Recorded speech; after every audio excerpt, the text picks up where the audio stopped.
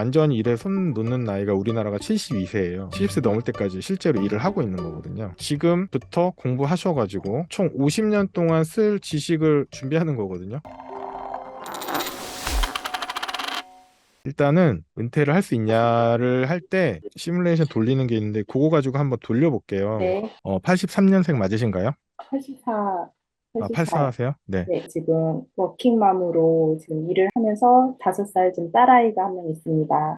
이제 작가님 책 보면서 이제 이번에 처음 연금 저축 펀드를 알고 개설을 했거든요. 저만 해보고 수익 게 얼마나 되는지 이제 한번 해보고 신랑한테도 권유하려고 하고 있는데 둘 다 공무원이거든요. 공무원한테 할 수 있는 장기저축 혜택이 있어가지고 신랑은 장기저축으로 지금 30만 원을 매달 넣고 있는 상황이고요. 저는 공무원으로 일한 지 지금 한 7개월 정도밖에 되지 않아가지고 급여가 너무 작아서 장기저축으로는 현재 한 3만 원 정도만 하고 있고 이제 나머지는 200만 원 매달 저축하는 것 중에서 50만 원은 이렇게 연금저축 펀드랑 이제 미국 상장 그 ETF로 좀 투자를 해보고 싶어가지고 이렇게 지금 운영을 하고 있는 중입니다. 시뮬레이션은 인플레이션이 다 가만히 되어 있어요. 1.1%는 지난 23년간 통계이고요. 그래서 미래 인플레이션 알 수 없지만 과거에는 이 정도 됐으니 미래에도 이 정도 될 거라고 가정해서 해보자.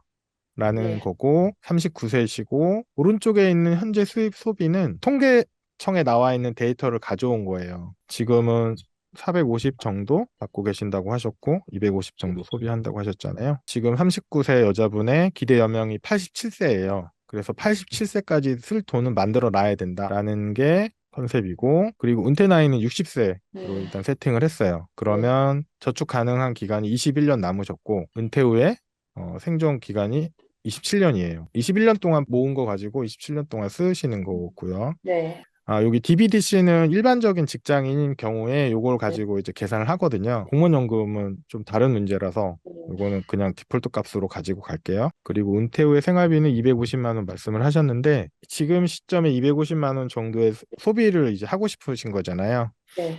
요게 60세가 되시는 시점에는 387만 원이 있어야 되고요. 87세가 되시는 시점에는 670만 원이 있어야 지금 250 정도의 소비가 가능하거든요.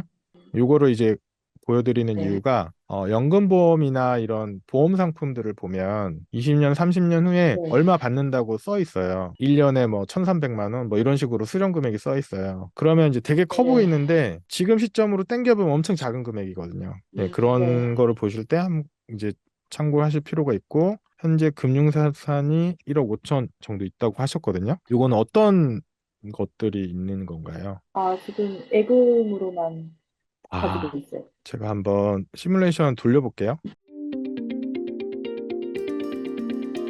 밑에 보시면 금액이 쭉 올라갔잖아요. 만약에 예금으로 하게 되면 한 달에 130, 180 정도를 예금하셔야 돼요. 그래야지 노후에 250 정도 쓰실 수 있어요. 지금 한 달에 200 정도는 예금을 하실 수는 있죠. 네. 근데 그걸 다 하셔야 이 노후 준비가 되고요. 재밌는 거는 여기에요, 여기. 간단히 말씀드리면 은퇴 후 생활비 총액이 17억 정도 나와요. 60세부터 이제 돈을 찾아 쓰잖아요. 87세까지. 네. 근데 60세 네. 때는 387만 원 매달. 그리고 87세는 600만 네. 원이 넘게 찾아야 돼요, 매달. 이걸 다 더한 값이에요. 17억이. 음. 그래서 노후 자금이 뭐 10몇 억 필요하다는 게 이런 식으로 계산되는 거고 이걸 현재 네. 시점의 금액으로 환산하면 10억 정도 돼요. 이 정도 돈이 있어야 네. 되는데 이 돈을 예금으로 만들려면 130에서 180 정도 들어가요. DBDC에 따라 조금 다르긴 한데 근데 투자를 하게 되면 그러니까 예금은 3.3%로 가정했어요. 과거 네. 23년치 평균. 네. 수익률은 투자는 8%로 계산했어요. 한 푼도 투자를 안 하셔도 돼요. 왜 그러냐면 지금 여기 1억 5천 있잖아요. 네. 이거로만 잘 굴려도 노후 준비가 되세요. 왜냐? 21년이라는 시간이 있으셔서. 되게 단순하게 계산해 보면 72 법칙 들어보셨죠? 네. 원금이 2배 되는데 걸리는 기간이잖아요. 네. 만약에 수익률이 7.2%라고 해보면 10년에 2배 되죠. 네. 20년에 4배가 되죠. 네. 근데 여기 21년 동안 굴리시잖아요. 그러면 1억 5천이 4배가 돼요. 그러면 6억이 돼요, 이거. 네. 그죠? 이것만 네. 6억이 돼요. 퇴직금이라든지 이런 게 더해지면 노후 준비 자금이 만들어지는 거예요. 음. 여기 오른쪽 그래프 보시면 노란색이 예금으로 굴려서 쭉 써가면서 없어지는 거예요. 여기 주황색이 매년 들어가는 생활비거든요. 네, 근데 파란색은 내가 굴려서 얻은, 그러니까 퇴직 시점에 모인 자금에서 이 수익률로 나온 금액보다 적게 쓰니까 돈이 계속 불어나는 거예요. 예를 들어서 사망할 때까지 이 모드로 쓰시면 33억이 남고요. 100세까지 만약에 살게 되면 한 70억 이상 돈이 남는 거예요. 네, 그래서 지금까지 잘 모아 오셨다. 그리고 네, 250 정도 쓰는 건 문제가 없다. 그 대신 투자를 해야 된다. 네, 투자를 하면 가능하다라는 게 약간 결론이에요. 표정이 좀 밝아지셨네요. 네, 투자를 왜 자꾸 얘기를 하냐면 네, 예금만으로는 겨우 준비할 수 있어요. 근데 네, 투자를 병행을 하게 되면 물론 투자라는 게 리스크도 져야 되고 공부도 해야 되고 약간 불안할 때도 있고 이렇잖아요. 이제 노후 준비가 이렇게 가능해지고 노후 준비가 어느 정도 됐다라고 가정하면 나머지 자금은 주택 마련 자금으로 쓰실 수도 있고 자녀 교육비에 쓰실 수도 있죠. 운용할 수 있는 여지가 굉장히 넓어지잖아요. 투자하신 지는 얼마나 되셨어요? 이게, 이게, 아, 예. 아예 안 하는 사람이 훨씬 많거든요. 그래서 처음에 당연히 불안하고 잘 모르고 금융이나 투자를 공부하라고 말씀드리는 이유가 대학교 4년 공부해서 임용시험도 합격하신 거잖아요. 교사가 네, 됐지만 교사가 된 다음에 또 배우는 게 있잖아요. 직장 네, 생활로서. 일반 직장인들도 마찬가지잖아요. 그냥 나와서 직장 들어가도 아무것도 모르고 처음부터 다시 배우거든요. 그 배운 걸 가지고 직장 생활하는 2, 30년 동안 써먹어요.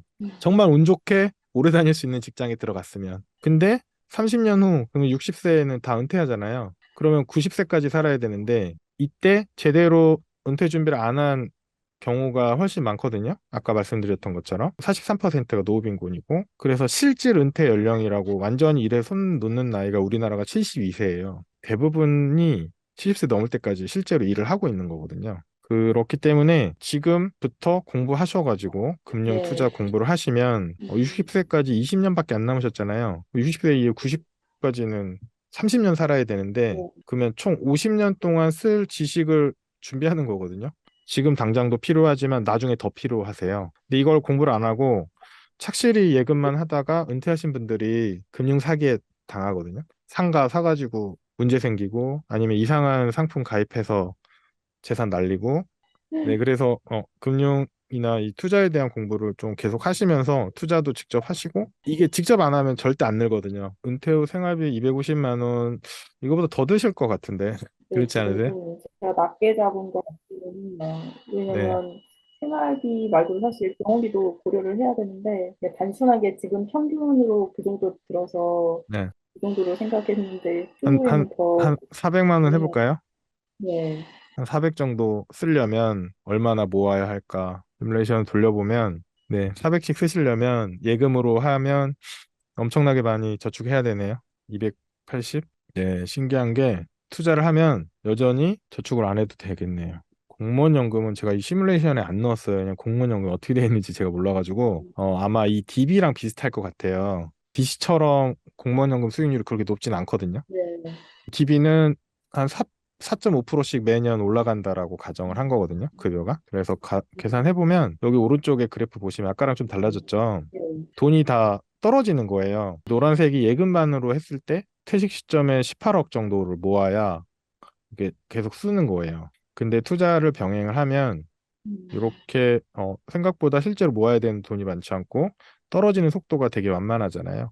네, 그래서 400도 가능하다? 공무원 연금이 DB 정도 수준이라면 한 4, 50만 원 정도 추가로 투자를 해주시면 되는 거죠. 연금저축이나 이런 거 납입하고 계시잖아요. 네, 이제 하기 시작했어요, 이제. 네. 1년에 연금저축 펀드 600만 원이니까 한 달에 50씩 납입하시면 연 네, 600이잖아요. 네, 네. 얼추 금액이 맞죠. 그것만 일단은 하셔도 그렇게 나쁘지는 않다라고 음, 볼 수 있을 것 같아요. 근데 이왕이면 더 하셨으면 좋겠어요. 세액공제 900은 다 하셨으면 좋겠고, 그리고 사실은, 남편도 같이 하는 게 제일 좋습니다. 선생님이 이걸 하는 이유가 있잖아요. 네, 세액공제 받고, 그 과세이연 저율과세 혜택 다 받고, 네, 그 다음 적극적인 투자로 최소한 예금금리보단 더 높은 수익을 낼 수 있다는 거니까, 이거를 네 계좌만 하면 안 되죠. 음, 저는 그렇게 생각이 드는데 아마 이런 얘기를 하시면 배우자분 싫어할 수도 있어요. 그쵸. 너 잘 모르면서 막 하는 거 아니냐 이럴 수 있거든요. 저 얘기하다 보면 한 1, 2년 자기가 해보고 네, 성과가 나오면 그때 얘기하시는 분들도 많더라고요. 저는 네, 참고로 이제 저희 아내가 가정주부예요. 근데 아내 것도 다 해요. 세액공제 못 받잖아요. 네, 연금저축에 세액공제를 못 받지만 다 넣어요. 넣는 이유가 과세이연하고 저율과세를 받을 수 있고, 그리고 세액공제를 안 받았기 때문에 언제든 인출할 수 있어요. 그래서 일반 예금보다 훨씬 전 유리하다고 생각을 해요. 절세를 정말 많이 받을 수 있거든요. 일단 설득하기가 힘들면 내 거부터 한 1, 2년 하고, 네, 이렇게 하시는 네, 것도 방법이긴 하죠. 근데 일단 네, 세액공제 받는 거는 한번 얘기해 보실 필요가 있어요. 네, 네, 남편분 연금저축 개설하고 납입한 다음에 세액공제 다 받고 그 안에서 예금성 상품에 넣으면 되잖아요. 또 궁금한 거 없으신가요?